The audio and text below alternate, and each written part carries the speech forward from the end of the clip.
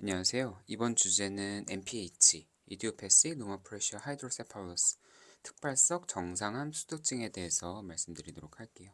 흔히 환자가 넘어져요, 소변 자주 지려요, 멍해졌어요. 이런 식으로 오니까 파킨슨병, 척추질환, 노쇠 이런 것들만 생각하게 되는데 이 병의 핵심은 드물지만 치료 가능한 가역적인 질환이라는 점 참고해서 영상 들어주시면 되겠습니다.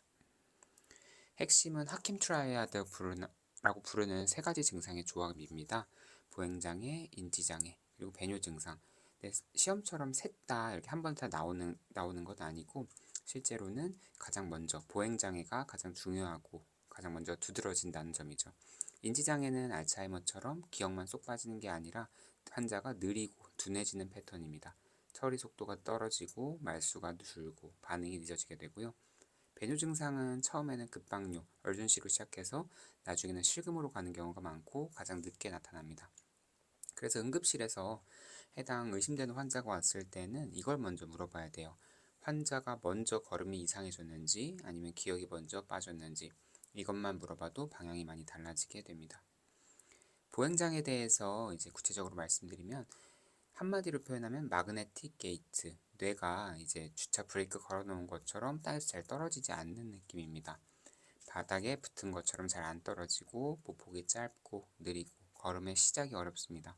방향을 바꿀 때 여러 스텝이 필요하고 몸 전체를 함께 돌리는 엔블록 터닝이 보인다고 합니다. 파킨슨병이랑 헷갈리기 쉬운데 몇 가지 차이점이 있어요. 파킨슨병은 레스팅 트레머가 특징적이고 한쪽부터 시작하고 레보도파라는 약에 반응하죠. NPH는 트레머가 약하고 기저가 넓고 발이 잘 안 떨어지는 느낌이 훨씬 강합니다. 실제로 환자를 걷게 해봐야 파킨슨인지 NPH인지 감지할 수 있어요. 영상으로 보면 CT만으로도 꽤 많은 단서를 잡을 수 있어요. 세 가지 지표를 봐야 하는데 첫 번째는 에반스 인덱스, 둘째는 대쉬 패턴, 셋째는 칼로설 앵글입니다.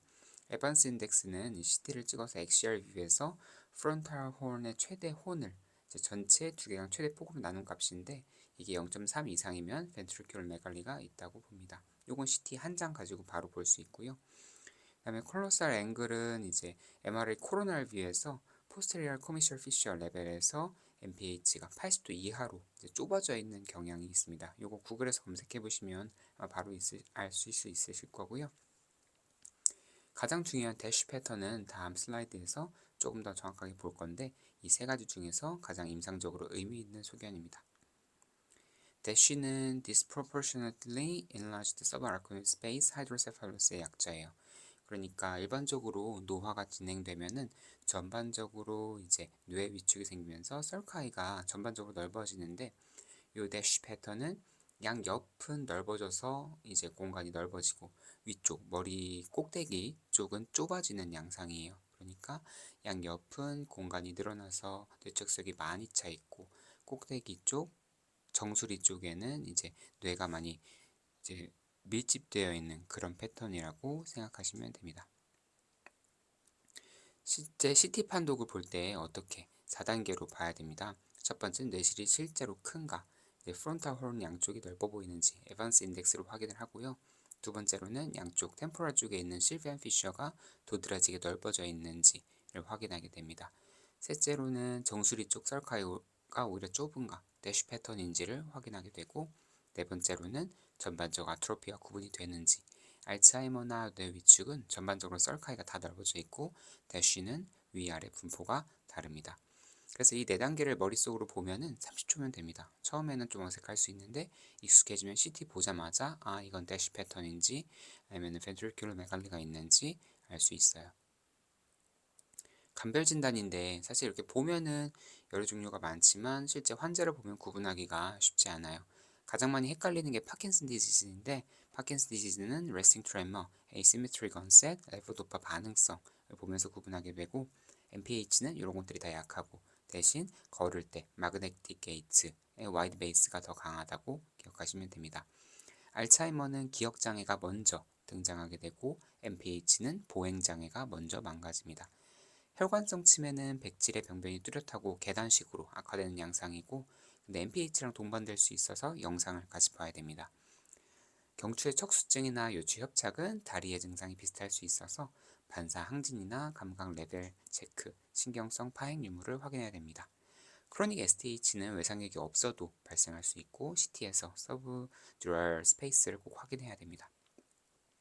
근데 하나만 딱 진단되는 경우는 사실 뭐 그렇게 많지 않을 수 있고 MPH랑 알츠하이머, MPH랑 혈관 치매 이런 혼합병리가 흔합니다.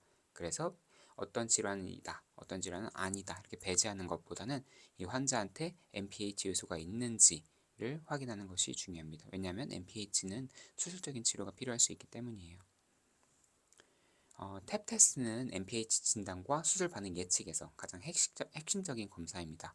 방법은 이제 룸바 펑처 전에 보행을 객관적으로 측정해서 잘 걷는다 이런 게 아니라 뭐 타임드 업 앤 고 줄여서 TUG 검사 그리고 10m 보행의 속도, 보폭 길이 주관적으로 좀 나아진 것 같다가 아니라 이런 숫자들을 체크를 해야 되고요. 룸바 펑처를 해서 CSF를 30에서 50ml 정도 빼주고 직후 그리고 몇 시간 뒤에 같은 검사를 반복해서 TUG가 10초 이상 단축되거나 보행 속도가 20% 이상 향상되면 양성반으로 봅니다. 이 양성이면은 션트를 넣었을 때 환자가 개선되는 그 가능성이 높아지고 다만 이게 음성이라고 해서 완전히 배제되지는 않는다는 거예요. 임상적으로 의심이 강하게 되는데 탭 테스트가 음성이면은 다른 익스텐디드 럼바 드레인 같은 추가 평가를 고려를 해야 됩니다. 그리고 주의해야 할 점은 이제 진단 자체가 노멀 프레셔 하이드로세팔러스니까 노멀 프레셔라는 이름 때문에 오프닝 프레셔가 정상이면은 이제 배제하는 경우가 있는데 그러시면 안 되고 단순히 이제 노멀 프레셔인 거지 오프닝 프레셔 하나만으로 진단하거나 배제하는 병은 아닙니다. 실제 환자 케이스 하나 볼게요. 76세 남한이고 6개월 전부터 자꾸 넘어지고 발이 잘 안 떨어진다.